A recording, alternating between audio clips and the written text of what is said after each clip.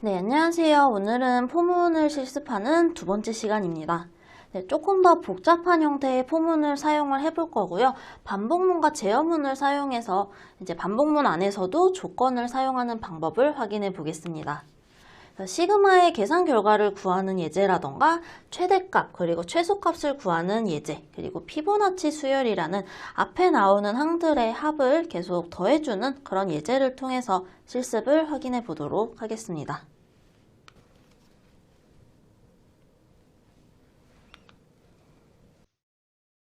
네, 그러면 이번에도 지난 차시에 마무리하면서 냈었던 퀴즈를 한번 풀어보면서 진행을 해보도록 하겠습니다. 네, 두 개의 숫자를 입력을 받고 그 포문을 사용해서 첫 번째 숫자와 두 번째 숫자 사이의 값을 모두 출력해주는 코드를 작성하는 것을 퀴즈로 냈었습니다. 스캔F에서 두 개의 여기서 지금 인티저 정수형으로 선언을 해줬었기 때문에 %d를 사용해서 값을 두 개 받아올 수가 있겠죠. ampersand num1 그리고 num2 해줘서 첫 번째 숫자, 두 번째 숫자의 값을 불러와 줍니다. 네, 그 다음에 포문을 사용해서 첫 번째 입력받은 정수부터 두 번째 입력받은 정수 사이의 값을 모두 출력하는 코드를 작성해 보겠습니다. 하고 저는 이제 i라는 변수를 많이 사용하기 때문에 이번에도 i에 대한 조건식을 작성해 볼게요. i는 이제 여기 첫 번째 세미콜론 앞에는 초기 값을 작성하는 부분이죠. num1 시작하는 값이 첫 번째로 입력한 그 숫자 그리고 i가 언제까지 조건식이죠. 언제까지냐면 num2보다 작거나 같아질 때까지 이하 범위일 때까지 i를 1씩 증가시켜주는 포문을 돌리겠다라는 말을 적어줄 수가 있습니다. 그렇게 했을 때 저희가 프린트문을 조금 예쁘게 출력하는 방법을 알아봤었는데요. 이런 식으로 저처럼 마이너스 4d라고 했을 때는 정수형 그 인티저를 왼쪽으로 4칸마다 하나씩 값을 넣어서 4칸으로 정렬을 해주겠다라는 의미였습니다. 그럼 이렇게 해서 한번 확인을 해보기 전에 어떻게 실제 들어가는지 저희가 1이랑 2에다가 어떤 값을 넣어주고 어떻게 실행되는지 한번 확인을 해볼게요. 그러고 i까지 확인을 해보도록 하겠습니다. 첫 번째 예를 들어 num1에다가 5를 넣고 2에다가는 10을 넣었다고 해봅시다. 그러면 i는 처음에 5로 시작을 하겠죠. i가 5일 때 5를 출력을 할 거고요. 그 다음에 i가 6이 됐습니다. 얘는 이제 비교를 하지 않기 때문에 사용하지 않고요. i가 6이면 당연히 10이 더 크거나 같은 조건이 성립을 하기 때문에 6이 찍히게 됩니다. 그리고 또 i를 하나 증가시켜줘서 i가 7이 됐을 때도 조건이 성립을 하게 되므로 7도 찍히게 되고요. 쭉쭉쭉 해서 어디까지 되냐?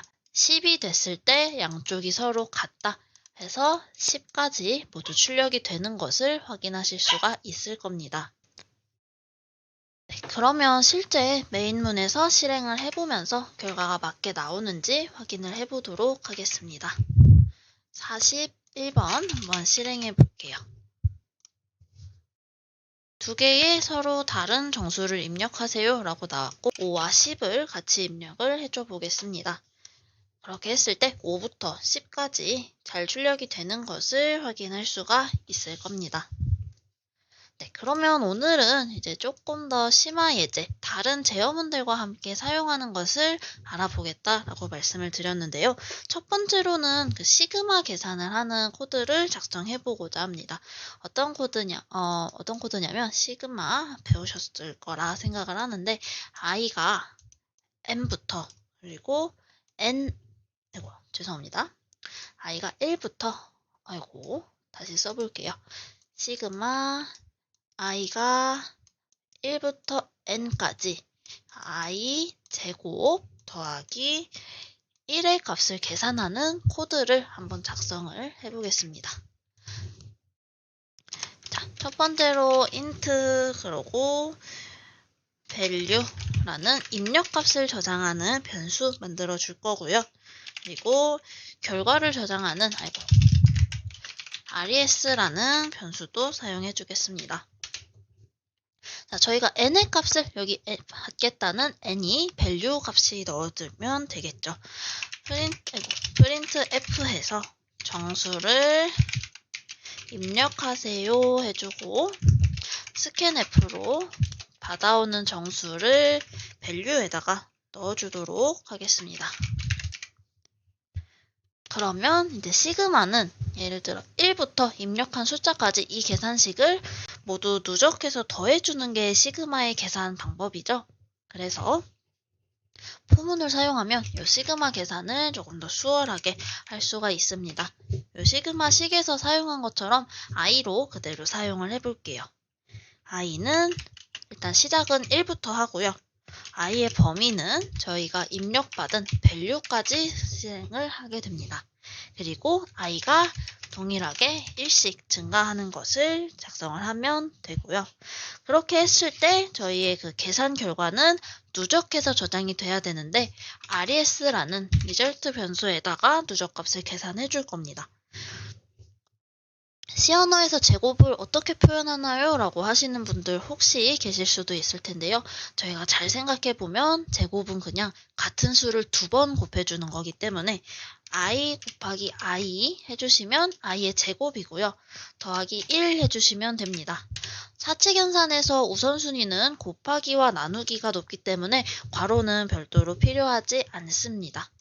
그리고 제가 지금 res는 하고 썼는데 저희가 누적합을 저장해주기 위해서는 플러스는 해서 동일한 의미로는 res는 res 더하기 그리고 i 곱하기 i 더하기 1 이렇게 적어주시면 동일한 결과를 출력하는 걸 확인하실 수가 있게 될 겁니다. 여기서도 어차피 우선순위가 동일하기 때문에 크게 괄호가 영향을 끼치지는 않겠네요.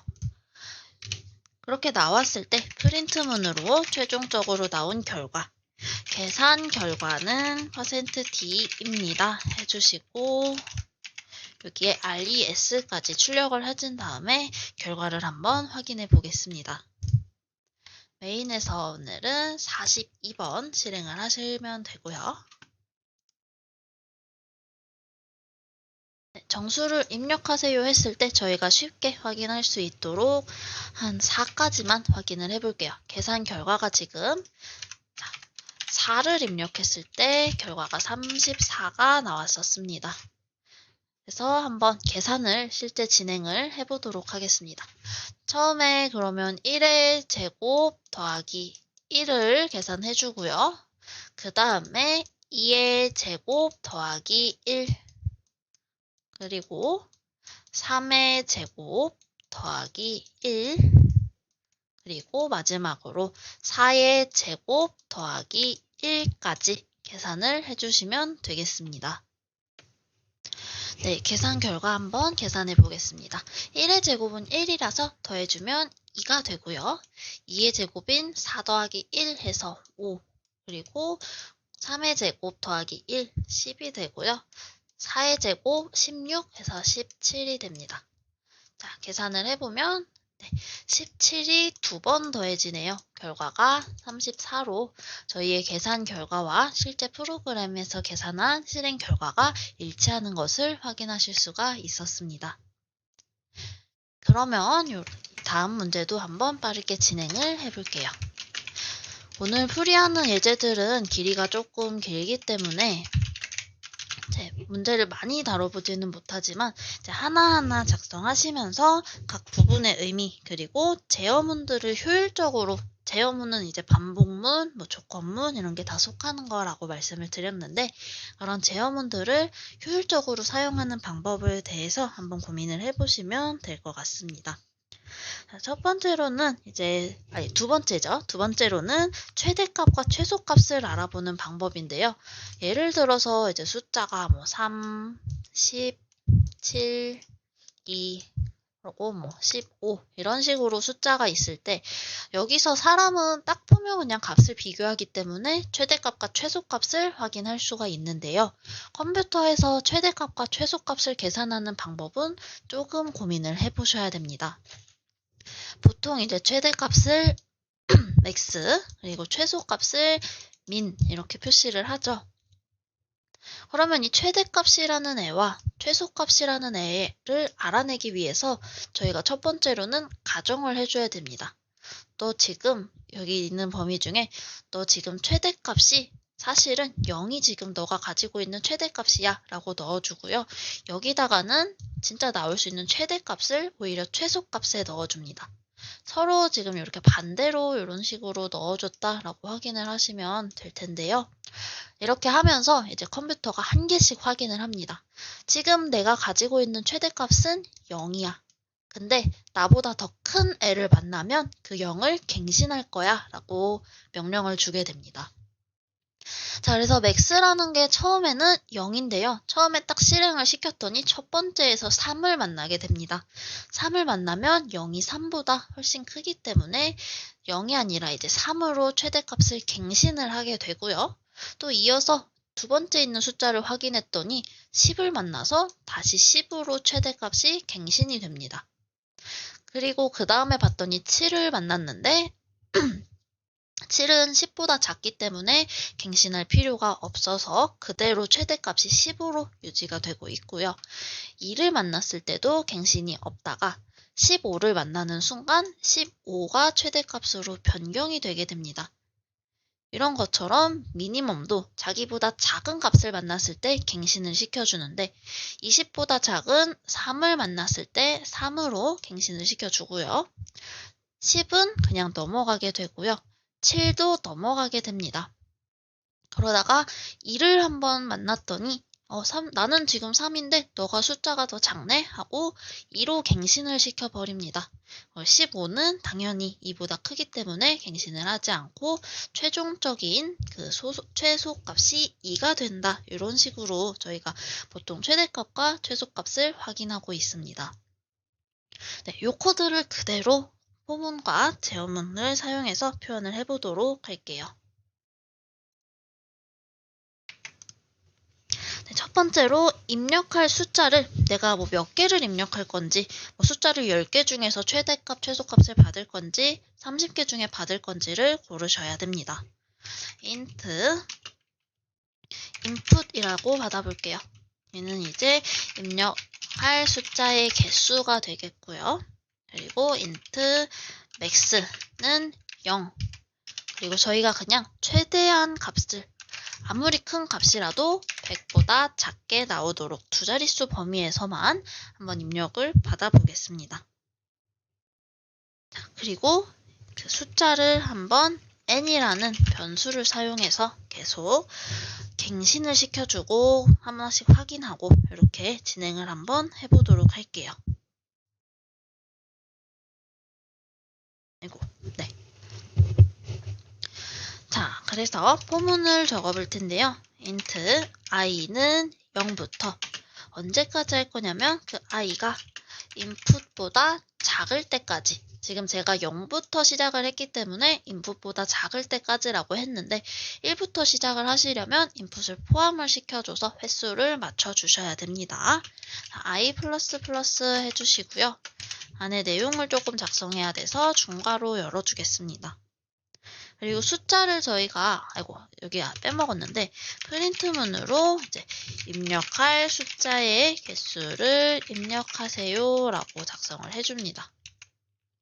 그러면 뭔가 숫자를 입력할 거고요. 그 입력한 숫자를 인풋에다가 저장을 해줍니다. 그러면 이제 그 입력한 다음에 실제로 그 어떤 값을 넣는지 값을 넣어줘야겠죠. printf에서 입력한 개수만큼 값을 입력하세요 라고 해주고요.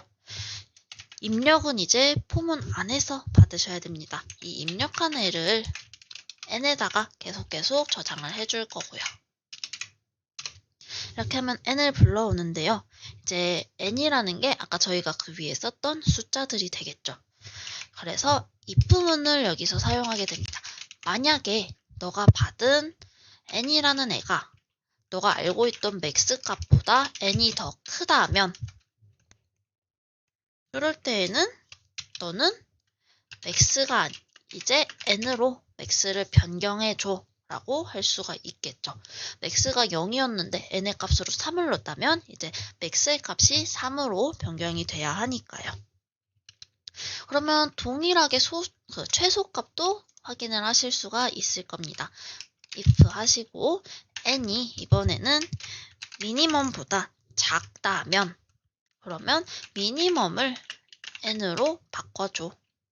미니멈은 처음에 100이었는데 50을 입력했어요. 그러면 미니멈이 훨씬 더 작은 숫자를 n이라는 애가 미니멈보다 훨씬 더 작은 숫자를 가지고 있게 되죠. 그러면 미니멈을 이제 100에서 50으로 갱신을 해줘야 되죠. 그렇게 하면 이제 한 사이클을 돌게 되는 거고요. 그 다음에 다시 올라가서 다시 또 n의 값, 이번엔 두 번째 값이 되겠죠. 그 두 번째 값을 입력받고 갱신 여부를 확인하고 그 다음 또 미니멈과 맥시멈의 각각 갱신 여부를 한 번씩 확인하고 두 개가 서로 관련이 있는 조건문이 아니기 때문에 if문을 따로 사용해 주셔야 됩니다. 지금 이렇게 여기를 기점으로 if문 두 개가 나뉘어져 있다라고 생각을 하시면 되겠습니다. 네, 그러면 입력한 숫자, 예를 들어 10개를 입력했으면 이 포문을 10개 돌리면 미니멈의 값과 최소값과 최대값을 구할 수가 있겠죠. 알게 된 결과를 저희는 출력을 해줄 필요가 있습니다. 최대값은 %d이고 최소값은 %t입니다. 하고 출력을 해주시면 되겠죠. 최대값에다가는 max, 최소값에다가는 min을 입력해 주시면 되겠습니다. 메인에서 한번 43번 예제 실행을 해볼게요.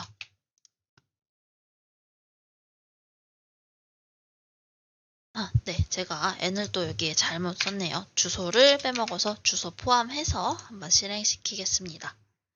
입력할 숫자 저희는 한 5개 정도만 해볼게요. 입력할 개수만큼 값을 입력합니다. 예를 들어 좀 골고루 섞어서 해볼게요. 10, 80, 3, 90, 1 이렇게 한번 입력해 보겠습니다. 그랬더니 그 중에서 최대값은 90이고 최소값이 1이다. 맞게 잘 찾는 것을 확인해 볼 수가 있습니다.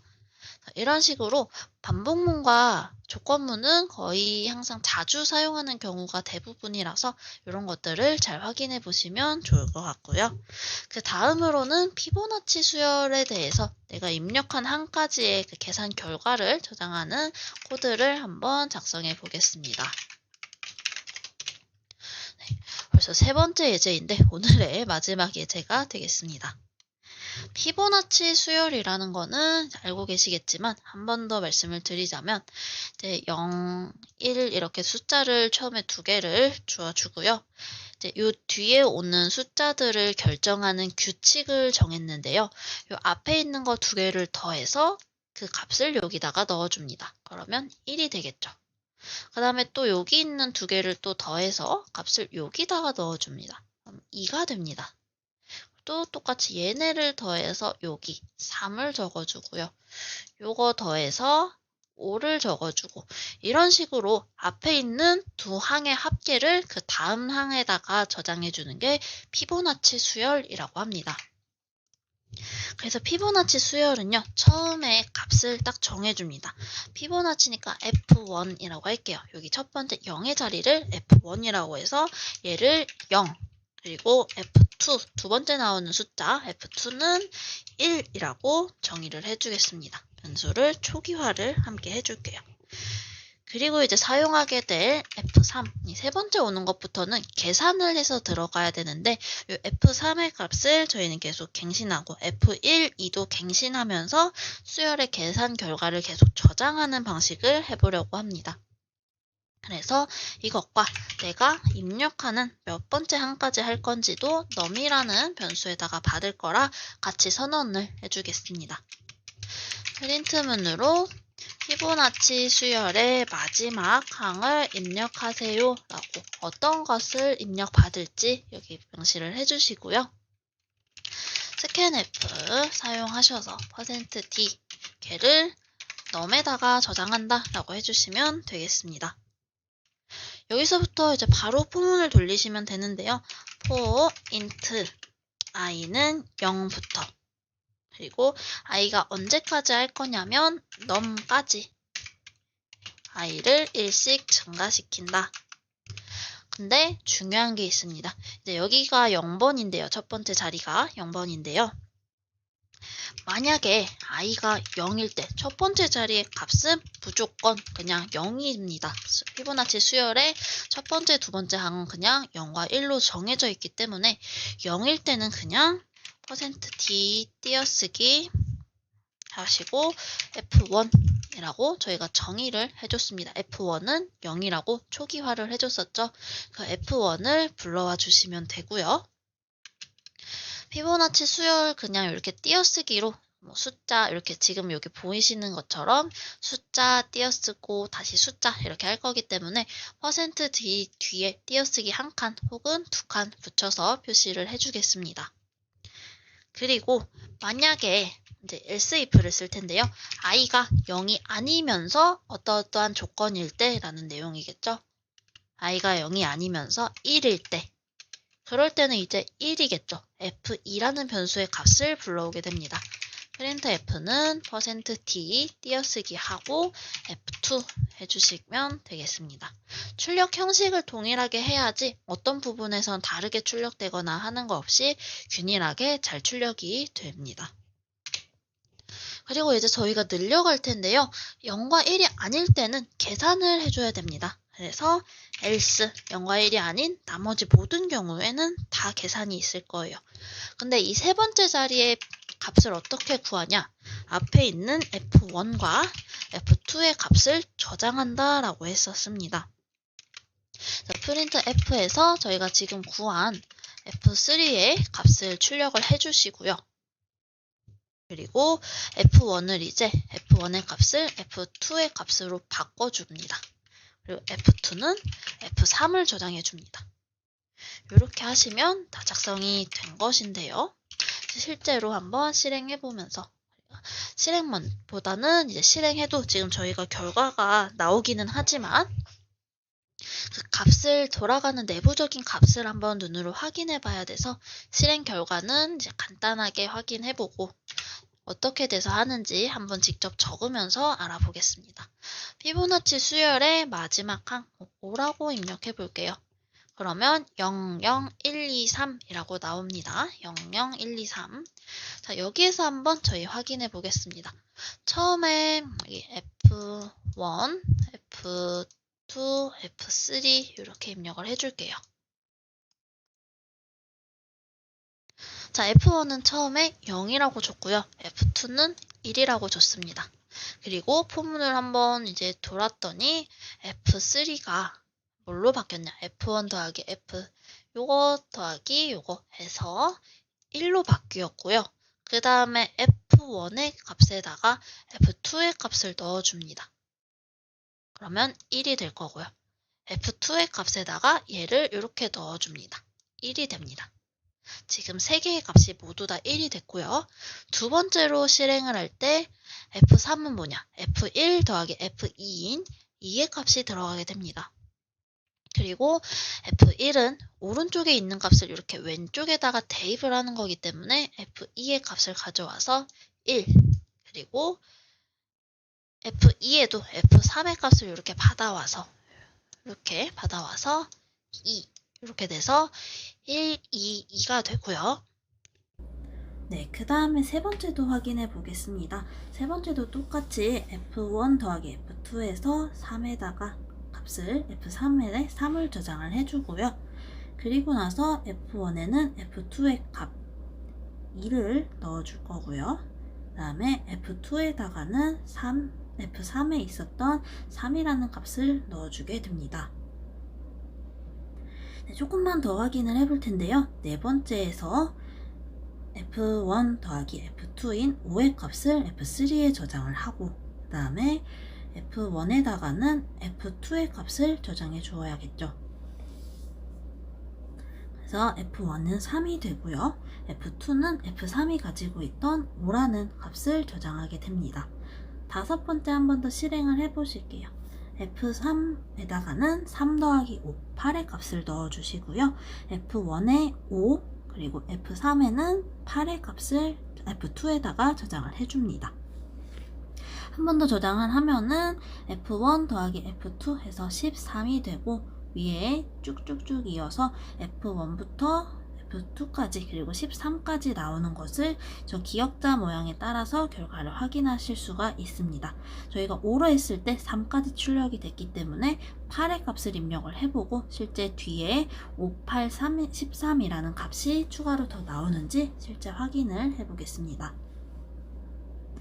8이라고 입력을 해주었더니 0, 1, 2, 3까지는 같이 나오고 뒷부분에 이제 5, 8, 13의 값이 추가가 된 것을 확인할 수가 있었습니다.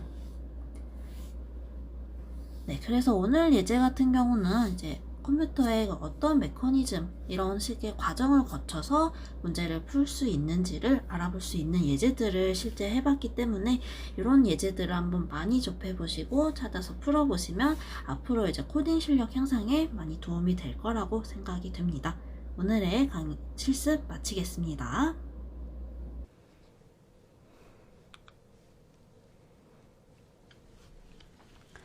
네, 이렇게 세 가지의 예제를 조금 더 천천히 자세하게 살펴보면서 포문에 대해서 마무리를 해봤는데요.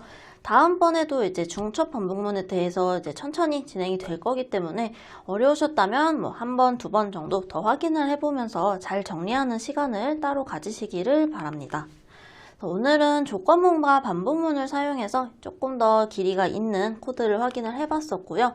시그마라던가 아니면 최대값과 최소값을 알고리즘이 조금 반영이 된 예제이죠. 최대값, 최소값을 구하는 방법, 그리고 피보나치 수열에 내가 입력한 한 가지의 그 계산 결과를 출력해주는 예제를 실습을 해봤습니다. 네. 오늘까지 이제 기본적인 것에 대해서는 마무리가 됐었고, 다음 차시부터는 조금 더 난이도 있는 내용을 가지고 마찬가지로 실습을 통해서 한번 진행해 보도록 하겠습니다. 오늘도 수고 많으셨습니다.